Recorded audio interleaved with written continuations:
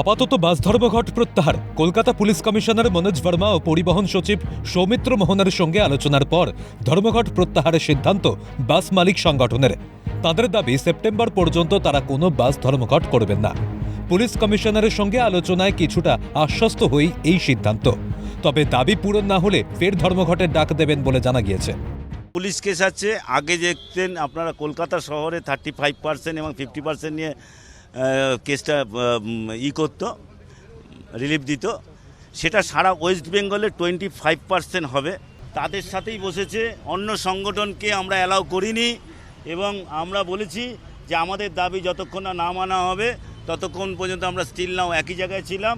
এবং police commissioner আশ্বাস দিয়েছেন এবং এনেছে যে টোটো অটো উঠে যাচ্ছে সেগুলোকেও দেখবে। পুলিশি জুলুম সহ টোল ট্যাক্সের পরিমাণ কমানো সহ আরও বেশ কয়েকটি দাবি ছিল তাদের। পাশাপাশি সংযোগ পোর্টালে পুরনো কেসগুলো তোলা হবে না এবং সংযোগ পোর্টালের নিয়ম শিথিল করা হবে বলেও কমিশনের তরফ থেকে আশ্বাস দেওয়া হয়েছে বলে জানিয়েছেন বাস মালিক সংগঠন। সারা পশ্চিমবাংলার যে 52টা টোল প্লাজা আছে, যে টোল প্লাজা যে জাতীয় সড়কে আছে, যে গাড়িগুলো চলতে গিয়ে প্রতিদিন হচ্ছে সমস্যার সম্মুখীন হচ্ছে টোল প্লাজা দিয়ে, সেগুলোকে ওরা ইমিডিয়েট এনএসির সঙ্গে বসে তার রিলিফ দেওয়ার ব্যবস্থা করছে। এদিকে সাংবাদিক সম্মেলন করেন পরিবহন মন্ত্রী স্নেহাশিস চক্রবর্তী।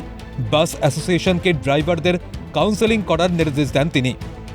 সরকার নির্ধারিত ভাড়ায় নিতে হবে বলে স্পষ্ট বার্তা পরিবহন মন্ত্রীর।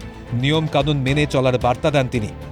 বাস নিয়ন্ত্রণের মধ্যে চালান যাতে দুর্ঘটনা কমে যায় এবং যে কেসগুলো অতীতে আছে সেই কেসগুলো নিয়েও আমরা বিবেচনা করছি যে সেটা কিভাবে কতটা রিলিফ দেওয়া যায়। আমরা নিশ্চয়ই সে চেষ্টা করব। যে কোথায় অসুবিধা হচ্ছে, অনৈতিকভাবে পুলিশ প্রশাসনের পক্ষ থেকে কোনো বাস মালিককে হ্যারাস করার জন্য কোনো মামলা দেওয়া কিন্তু সরকারের উদ্দেশ্য নয়। যদিও এই 3 মাস চলুক, চলে দেখে তারা যদি স্যাটিসফাইড হয় যে না ঠিক আছে তাহলে এটা চলবে, না হলে 3 মাস পরে আমরা আবার আলোচনায় বসবো। যে নিয়ম সরকার তৈরি করছে সেই নিয়মটা আমরা সবাই মেনে চলবো, তাহলেই কিন্তু অ্যাক্সিডেন্টও কমবে এবং ফাইনও কমবে, কেসও কমবে। আর আমরা যে কেসগুলো হয়েছে সেটা পুলিশ প্রশাসন বলেছে ওটা খতিয়ে দেখবে। কোনো বাস বেশি ভাড়া নিলে তার বিরুদ্ধে ব্যবস্থা নেওয়া হবে বলেও জানিয়েছেন পরিবহন মন্ত্রী।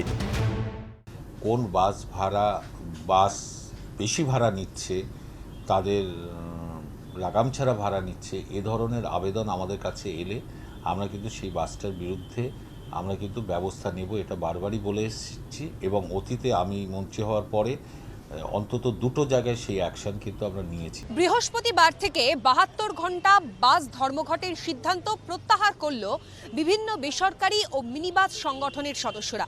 ফলে আপাততভাবে মধ্যবিত্ত থেকে শুরু করে নিম্ন মধ্যবিত্ত যারা ছিলেন, যারা মূলত চিন্তার মধ্যে প্রহর কাটাচ্ছিলেন যে বাস ধর্মঘটের জন্য তাদের নিত্যদিনের কর্মস্থলে পৌঁছতে সমস্যা হবে, সেই চিন্তা থেকে কিছুটা হলেও মুক্তি পেলেন সাধারণ মানুষজন।